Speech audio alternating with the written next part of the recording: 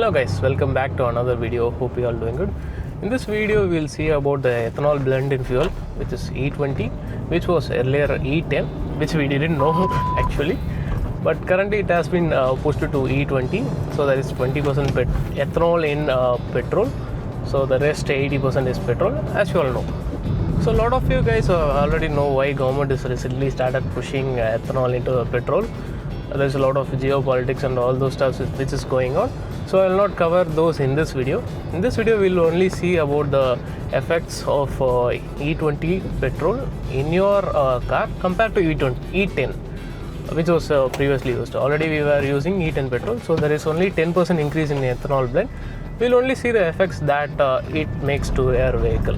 And I personally think that the effects that you will face is very marginal and not noticeable to most of us, and only tiny fraction of peoples will notice the effect of E20. In this video we'll see why. So let's get into the video. In my view, the most significant adverse effect of E20 fuel is its drop in fuel efficiency. From equations you can see like ethanol has less energy density than petrol, so by increasing 10% of ethanol will lead to energy loss in the fuel itself, which is around 3 to 6%. But in real world conditions, it differs a lot. There has been tests which were conducted in real world situations in vehicles which were E10 compliant, and also with NA and turbocharged cars. So the NA car returned about 10% drop in fuel efficiency, which is very significant. And turbocharged engines like 1 liter TSI engines in Volkswagen and Hyundai, all those cars, you can see about 3 to 6%. As you can see, the turbocharged engine get away with the higher octane number from the E20 fuel. More on this later. So I personally think there is a reduction in 1 kilometers per liter in fuel economy, but it's very marginal, I would say. I barely notice it. You can only notice this drop in fuel efficiency only if you are keenly calculating your fuel efficiency. I don't do that. I run tank to tank. In those situations, it's very hard to tell. And the second side effect of E20 fuel is that it's corrosive. Ethanol is hydroscopic, so it will absorb water, as you all know. Does it affect the engine? Not really. Actually, not. Ethanol basically has oxygen in it. Petrol doesn't have oxygen in it, so there is an excess oxygen in the cylinder. So people assume that it will run lean and cause issues to the engine, but it is not the case. Most of the engines are closed loop, which means we'll have a O2 sensor in the exhaust, so we exactly know how much unburned oxygen is coming out of the exhaust. So the engine will, the ECU will calibrate the fueling accordingly, so it will always run at its stoichiometric number, whatever it is called. So the fueling will be optimized based on the oxygen content that is going inside the cylinder. So that will not be an issue. So engine should be completely fine. So the parts like fuel tank and fuel pump, fuel hoses and the injector, all the lines which carry fuel tend to corrode if it's not compliant to E20. The hoses and all those stuffs that deal with fuel has to be resistant to ethanol corrosion, at least E10 compliant. The most of the cars and bikes that we had from 2000s are E10 compliant. So there is a 10% increase in ethanol blend, which is obviously going to affect the lifetime of the parts, but it is going to be very marginal to say the least, because there is only 10% increase in ethanol blend, and parts always have an headroom to that. I think that headroom will help in this case. Going beyond E10, E30, there will be a lot of issue, but E10 I think is a sweet spot, and we can confidently run in an E10 compliant vehicle. If you have a vintage car, this might be an issue for you because the parts availability is very hard. In that case, you might need to go for XP100, which is still not 100% petrol. It will always have some blend of ethanol in it. So in my opinion, for the cars which are produced after 2000 or E10 compliant, are good to go with E20 fuel. It is going to reduce your lifetime of the parts, but it is going to be very marginal. It will surely not reduce your lifetime of the parts drastically. It's more of a marginal thing. You would barely notice it. If you have a very old car, you should closely maintain your car, otherwise you are good to go with E20 fuel. Now coming to the upside of using E20 is that it is a higher octane fuel, which means that it is more resistant to knocking. I will explain what is knocking in a bit. So ethanol basically has higher octane number than petrol. So as you start mixing it with petrol, it increases the octane number of the fuel. So basically knocking means self-ignition of fuel, not from the center but from the side walls of the cylinder, which will destroy your cylinder walls.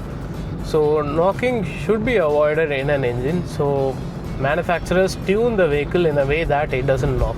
So what this tells is that it allows a manufacturer to extract more power from the engine. Basically a higher octane fuel is considered as a performance fuel. This really complements a higher compression engine like a turbocharged engine.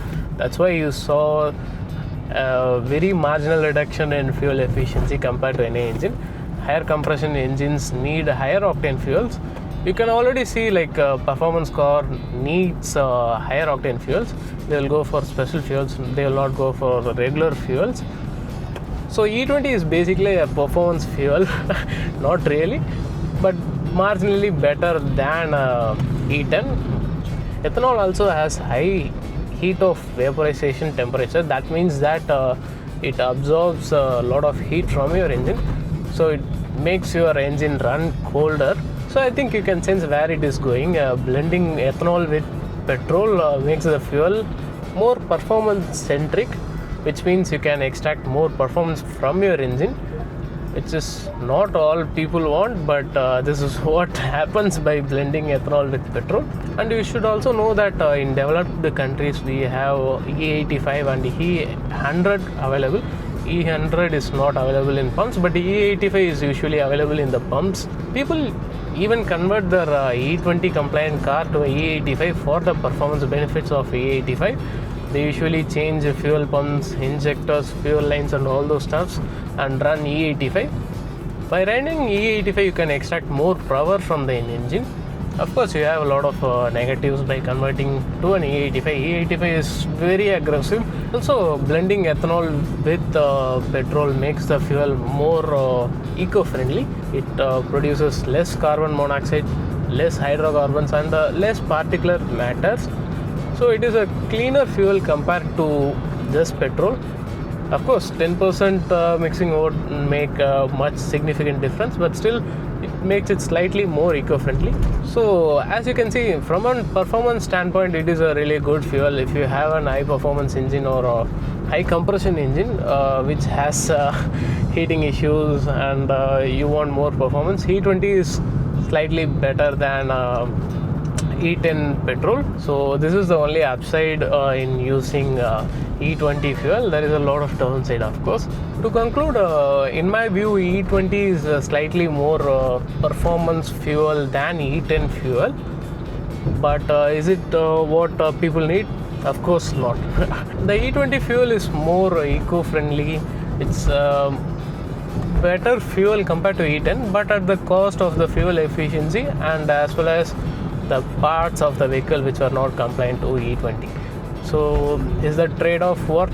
I don't know, but I really do think that E20 will not impact most of us.